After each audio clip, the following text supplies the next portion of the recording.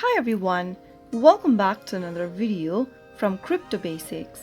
In this tutorial video, I'm going to show you how to download Coin98 application on your Android devices.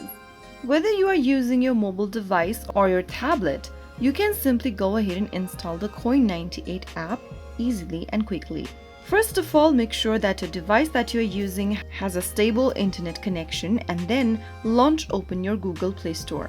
Now, in the search box, type in Coin98. In the search results, look for the Coin98 Crypto and AI wallet and then tap on the Install button to begin downloading the app on your device.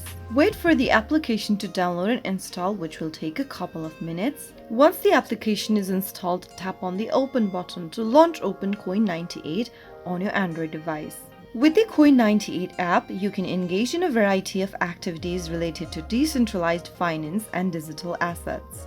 Simply go ahead and follow through the instructions, create a new wallet or import an existing wallet to get started with Coin98.